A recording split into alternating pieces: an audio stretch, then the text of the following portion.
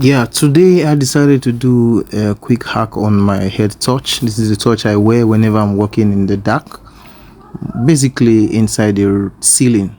It's always dark in there and hot, so this is what you use to see road so you can navigate well and you don't get to fall through the ceiling to the house. So I noticed it doesn't last that long. It will last basically a few hours, and then before you know it, it is dim and you won't be able to see road properly.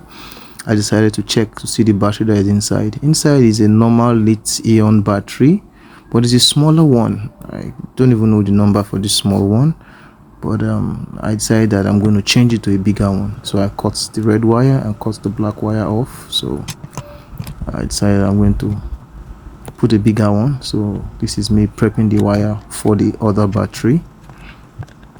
But meanwhile, you can just carry another battery and use it to replace the original battery of a system, unless you are sure that the voltage of both batteries are the same. So I had to make sure that after prepping it for the new battery, I do a quick test on the two battery to see if the voltage are the same thing. So this is me testing the one that was inside before. As you can see, we have 4.13 volt or thereabout. That battery is fully charged, and it's a very good battery. So that's why I give it as much.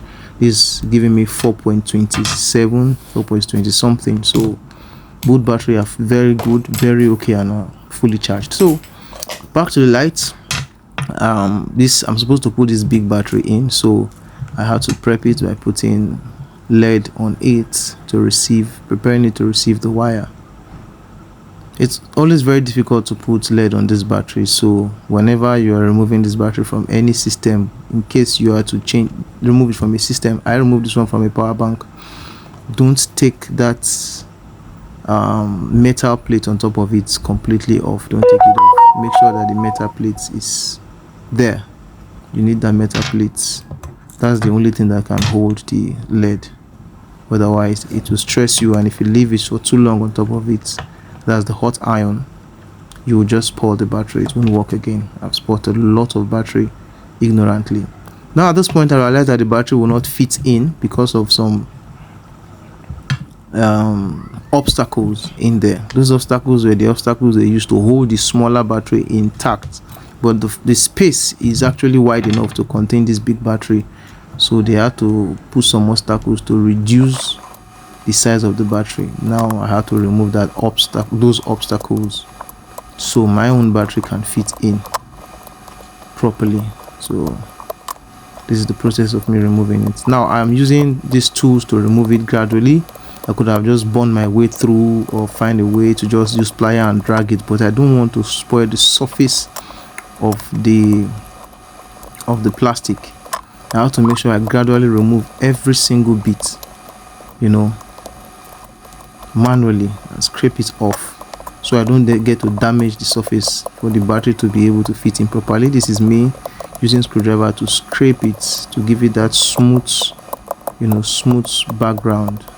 Most of these plastic were attached to the floor itself, so once you use a metal to scrape it, they just pull off. So now it's smooth enough to take the battery. I have to test it to see if it's going to work properly. As you can see, it's working. So it's time to fit it in and see how I can attach it permanently to the touch.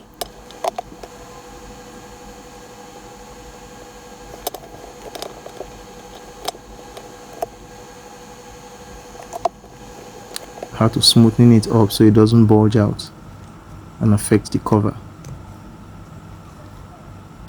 Arrange the wire properly. If you don't, your screw might just drill into the wire and spoil something. As you can see, the touch is working properly.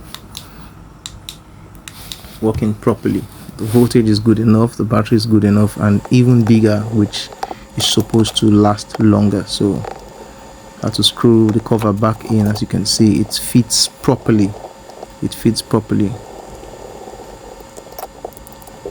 All these measurements you have to do to make sure that the battery you're putting in fits in. See, it's like it was never changed, like it was never opened. I want to charge it and see if it's going to charge. That's if the panel inside is going to charge. It didn't charge initially. I had to remove it to get the current correct, and now it is charging. As you can see, it's no longer green. The yellow sign shows that it is charging. So in case you have a torch or something you want to change the battery, you can follow this process.